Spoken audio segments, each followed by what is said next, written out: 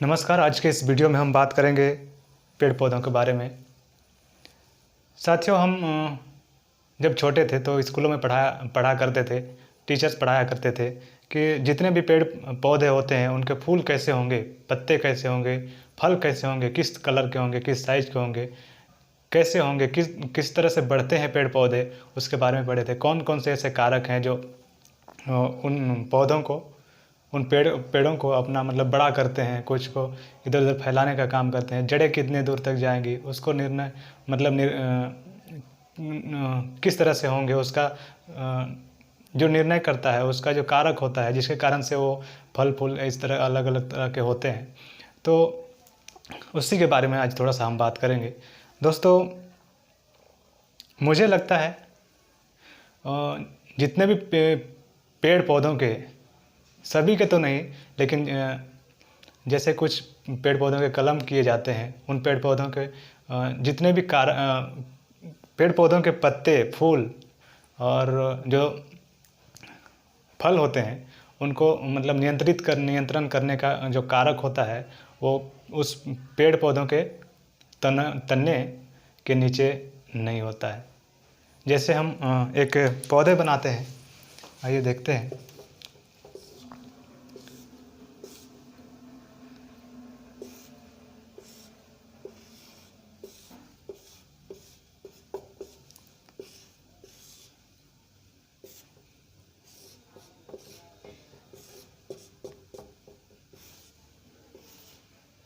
इस तरह से बनाते हैं।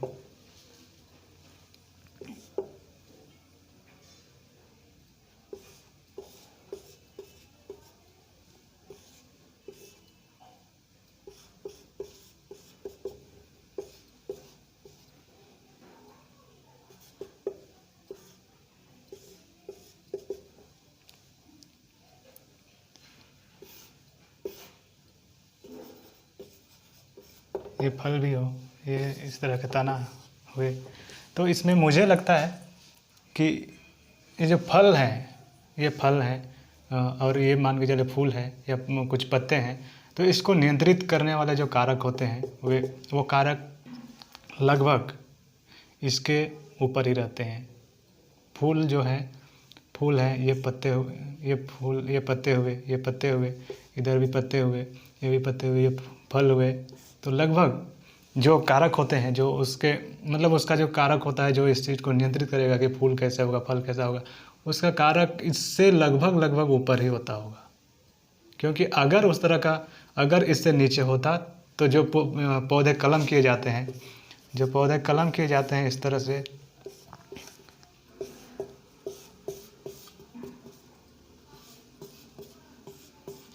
इस तरह के जो पौधे कलम किए जाते हैं, उसका जो कारक अगर नीचे होता तो इसका भी कुछ लक्षण इस पत्ते में जाना चाहिए, इस फल फूल में जाना चाहिए, जो कि इसको ये जिस तरह से था, जैसे कि कुछ वैरायटीज हम आम का ही करते हैं या नींबू का करते हैं या किसी भी चीज़ का कलम करते हैं, तो फिर हम ये पाते हैं कि ऊपर जो कलम किए हुए रहते हैं, ऊपर का जो होता है सिर्फ उसी का मतलब लक्षण सारा ऊपर रहता है। फल फूल पत्ते में फल कैसे होगा, पत्ते फूल कैसे होंगे, उसका 100% उसका जो लक्षण होता है सेम ऊपर का ही होता है। अब नीचे का क्यों नहीं होता?